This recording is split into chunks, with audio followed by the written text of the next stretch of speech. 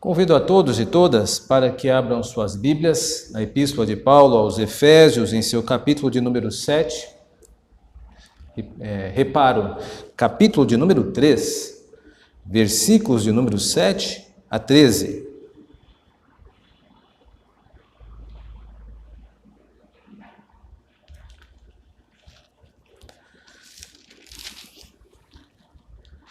Efésios de número capítulo 3, versos 7 a 13, nós estamos expondo a Epístola de Paulo aos Efésios. Nós estamos nesta sessão hoje. Do qual fui constituído ministro conforme o dom da graça de Deus, a mim concedida segundo a força operante do seu poder. A mim, o menor de todos os santos, me foi dada esta graça de pregar aos gentios o evangelho das insondáveis riquezas de Cristo e manifestar qual seja a dispensação do mistério, desde os séculos oculto em Deus, que criou todas as coisas, para que, pela Igreja, a multiforme sabedoria de Deus se torne conhecida agora dos principados e potestades dos lugares celestiais, segundo o eterno propósito que estabeleceu em Cristo Jesus, nosso Senhor, pelo qual temos ousadia e acesso com confiança mediante a fé nele. Portanto, vos peço que não desfaleçais nas minhas tribulações por vós, pois nisso está a vossa glória.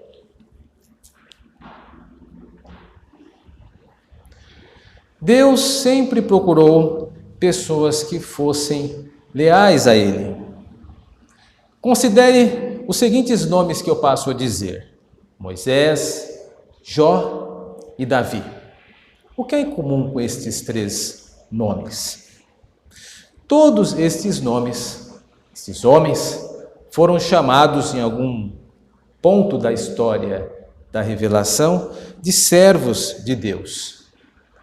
De Moisés, por exemplo, é dito assim em Números, no seu capítulo 12, verso 7. O meu servo Moisés é fiel em toda a minha casa. Quem disse isso foi nada mais, nada menos do que o próprio Deus, ao defender a honra de Moisés contra seus irmãos Arão e Miriam. Também Jó recebeu o seguinte elogio de Deus, quando disse assim o Senhor ao confrontar o nosso adversário que estava a acusar Jó: observastes meu servo Jó? Isso está no livro de Jó, em seu capítulo 1, verso 8. E também Davi foi por Deus chamado de servo, por meio da boca do profeta Isaías, quando Jerusalém estava sitiada por um exército assírio e o rei Ezequias não sabia o que fazer. O profeta Isaías vai até o rei Ezequias e diz assim acerca de Jerusalém: defenderei Jerusalém por amor de mim e de meu servo Davi. Segundo o livro de Reis, em seu capítulo 19, verso 34. Deus sempre procurou pessoas, meus irmãos e irmãs, que fossem mais leais a Ele do que a si mesmos. Estas pessoas, em determinados momentos da história da redenção, são chamadas de servos, escravos, ministros. São sinônimos da mesma expressão, pessoas que desejam servir a Deus. E é o que o texto trata conosco hoje. Paulo, neste texto, ele se vê como um escravo, como um ministro, do grego diáconos. A ideia é de serviço, ele se vê como um servo.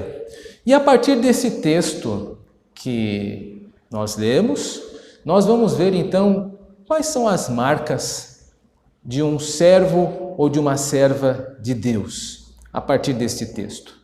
E nós vamos ver que há 3 marcas, pelo menos, de um servo ou uma serva de Deus. E a primeira marca é que um servo ou uma serva de Deus tem comprometimento com o anúncio do Evangelho.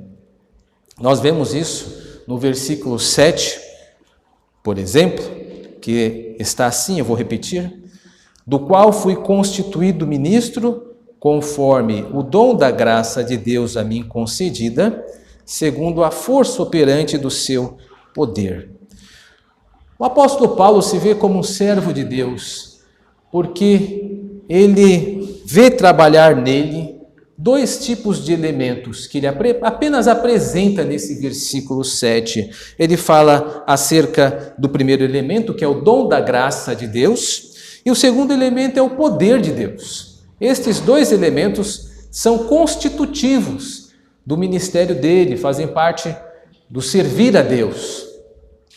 Agora, o que são eles? É por isso que o texto continua. E a partir do verso 8 e 9, ele vai expandir o que ele entende pelo primeiro elemento, o dom de graça, e pelo segundo elemento, o poder de Deus. Então, nós vamos ver agora no versículo 8, ele falar acerca do que ele entende por dom da graça de Deus. E no versículo 8, permita-me novamente a leitura, diz assim: a mim, o menor de todos os santos, me foi dada esta graça. Qual a graça? Ele continua: de pregar aos gentios o evangelho das insondáveis riquezas de Cristo. A graça de que ele faz menção no versículo 7, agora expandida no versículo 8. É a graça de anunciar o evangelho. Eu acredito que você saiba que a palavra evangelho significa boas novas. E as boas novas não poderiam ser melhores para aquele que vai anunciá-las. As boas novas é que nós estávamos mortos em nossos delitos e pecados. Ele diz isso no capítulo 2. Nós éramos escravos da serpente por meio da entrada do pecado, quando o nosso primeiro pai, Adão, infelizmente incorreu em desobediência e imputou em todos aqueles que viriam depois de si culpa. O Evangelho também é uma boa notícia para nós que estávamos presos dentro da vontade da carne. E o Evangelho também é uma boa notícia para nós que estávamos em guerra com Deus, porque éramos reputados como filhos da ira. Não há nenhuma notícia que seja tão boa quanto a notícia de que Deus proveu o seu Filho, o mediador da nova aliança, para morrer pelos nossos pecados e por meio deste sacrifício prover salvação para todos aqueles que creem em seu nome. Esta é a essência da boa nova, do Evangelho. Esta é a essência tão importante para nós, que éramos escravos e agora somos livres. Nós que estávamos mortos, agora estamos vivos. Nós que estávamos em guerra, agora nós temos paz com Deus. Existe melhor notícia do que essa? Saber que Deus rompeu todas as fronteiras que separavam Ele de nós e estabeleceu uma ponte chamada Cruz de Cristo. Essa, portanto, é a graça que Paulo recebeu de anunciar o Evangelho. Essas são as riquezas insondáveis, ou seja, são grandes demais para que nós possamos apreciá-las por completo, por exaurir, mesmo em nossa vida breve na terra. Ainda que Deus nos desse 1000 vidas para viver este período que nós encontramos, jamais poderemos esgotar as riquezas insondáveis que o Senhor derramou em nós, por meio de Jesus Cristo, seu Filho. Por isso que Paulo, ele se coloca como alguém recebedor desta graça de poder anunciar o Evangelho. O segundo elemento que o constitui como um comprometido desse anúncio do Evangelho é o poder. O poder de Deus.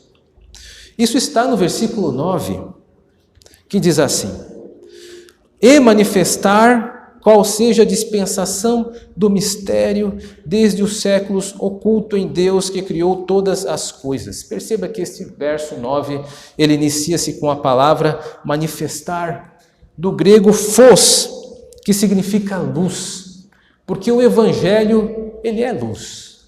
Ele é luz e o texto do versículo 9 nos ajuda, porque diz que duas questões jogavam sombras a este evangelho. Primeiro, a questão do mistério, porque mistério é revelação.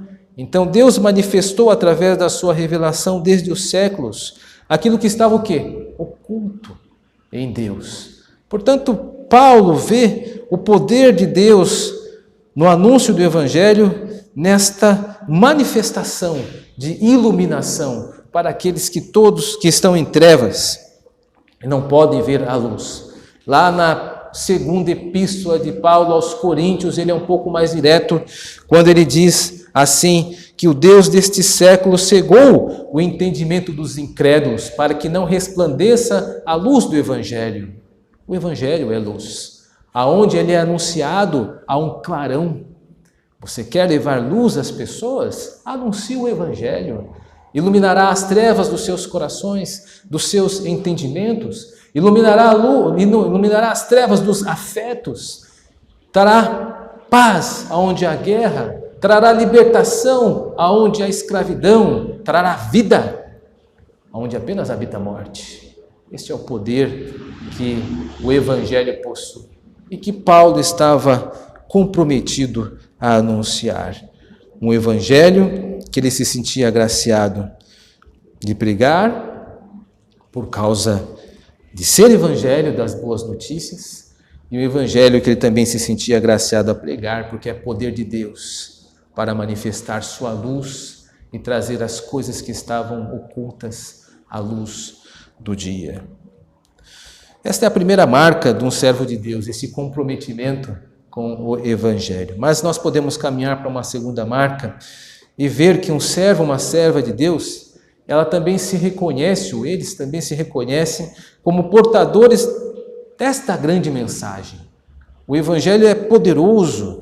Veja no verso 10, poderoso no que toca grandioso, para que, pela igreja, a multiforme sabedoria de Deus se torne conhecida, agora dos principados e potestades nos lugares celestiais. Quem são esses principados e potestades nos lugares celestiais? Esta é uma expressão de Paulo e muito mais na epístola aos Efésios, nós iremos encontrar ela em outro momento, mais à frente, se Deus quiser. E aqui nesse texto é uma expressão que se reporta aos anjos. Paulo está dizendo que Deus manifestou uma sabedoria que até então era desconhecida até mesmo aos anjos. A sabedoria de Deus, ela deslumbrou inclusive a anjos, porque eles não imaginavam que Deus uniria os gentios aos judeus em um corpo, o corpo do seu Filho. Isto é muito grande.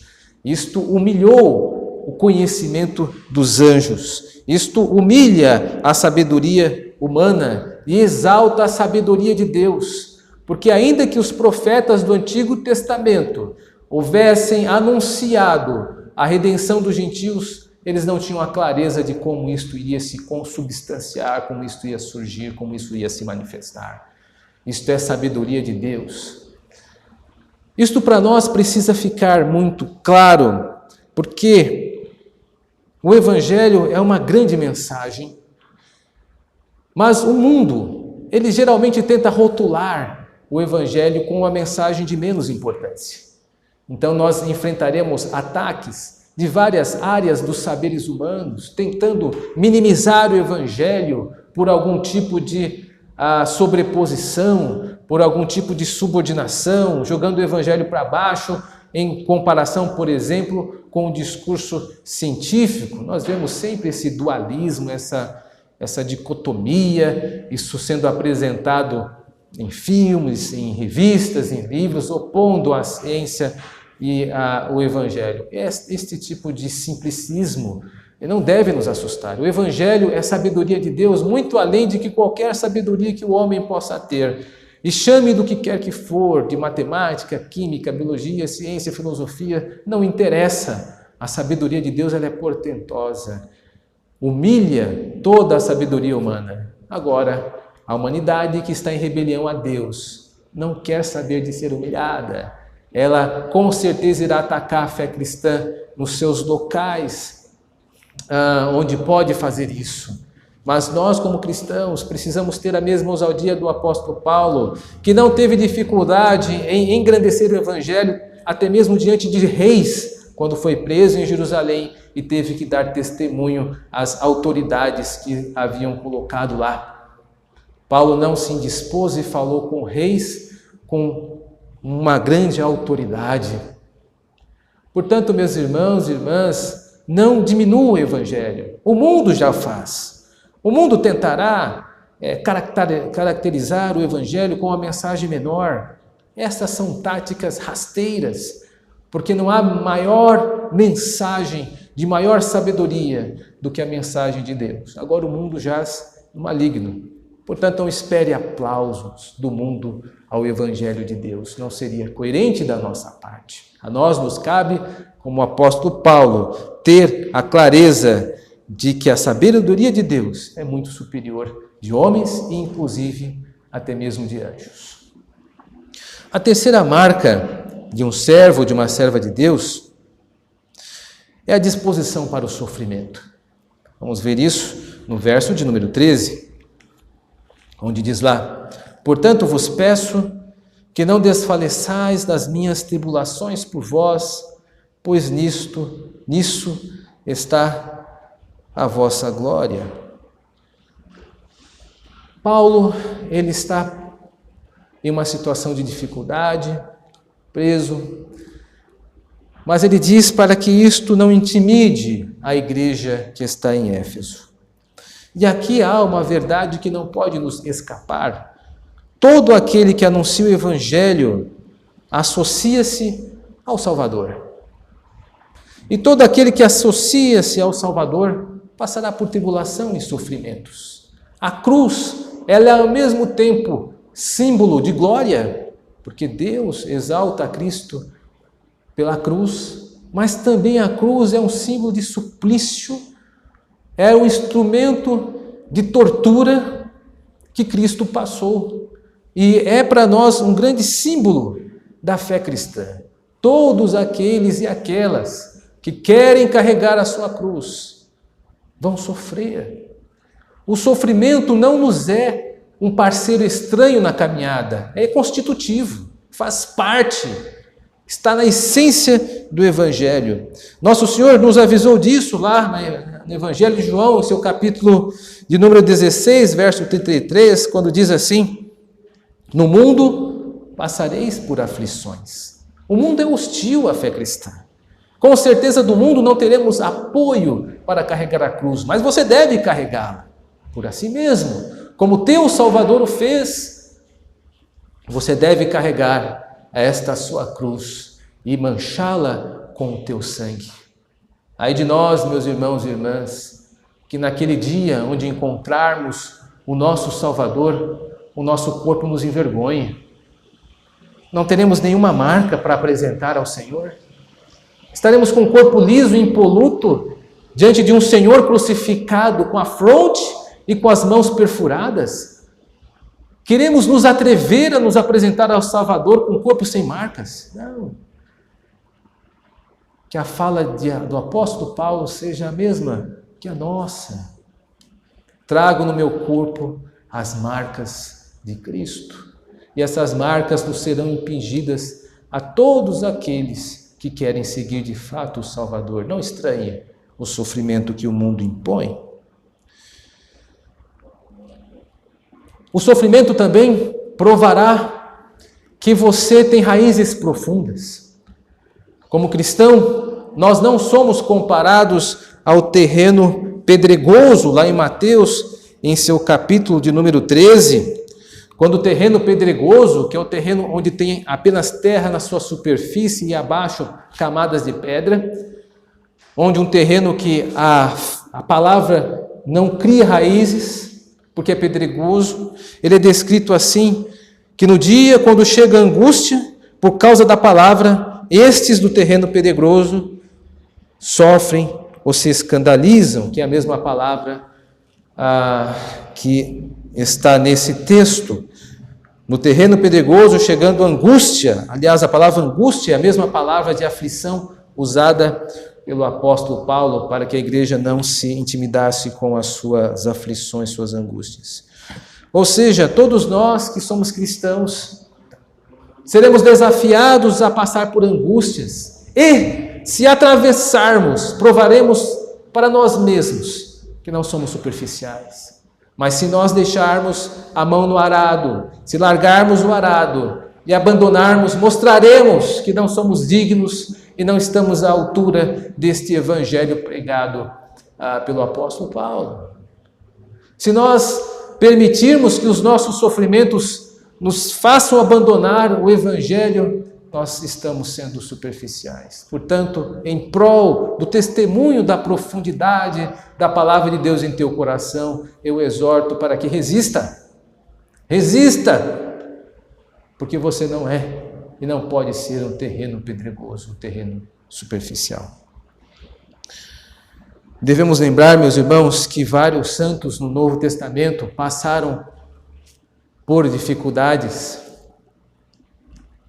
e imaginavam que a carreira cristã seria algo simples, como um passeio no parque.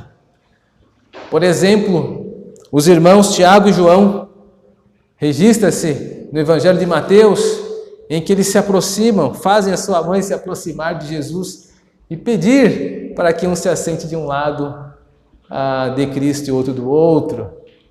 E Cristo pergunta: vocês não sabem o que estão dizendo? Vocês podem tomar do meu cálice?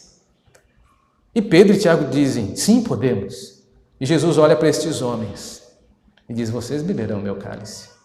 De fato, eles bebem. Tiago, por exemplo, é um dos primeiros mártires da igreja cristã, morto pelas mãos do próprio rei Herodes, por meio de soldados.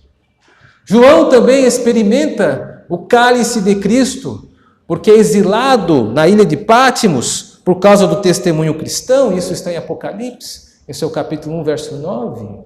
Pessoas que sabiam, depois da ascensão de Cristo, que participar da vida cristã, aqui entendida como tomar o cálice, não era algo simples, algo passageiro. Portanto, se você imaginava que a vida cristã é um passeio no parque, você está redondamente enganado. Os sofrimentos são inerentes à vida cristã, e todo aquele que diz assumir uma cruz passará por sofrimentos. Beberá o cálice do Senhor.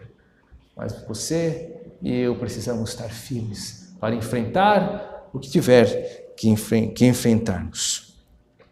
Meus irmãos e irmãs, Deus sempre buscou pessoas leais, mais leais a eles do que a si mesmas. Este é um desafio que está no nosso DNA, por assim dizer, porque este foi o desafio, o primeiro desafio que a humanidade enfrentou em Adão e fracassou.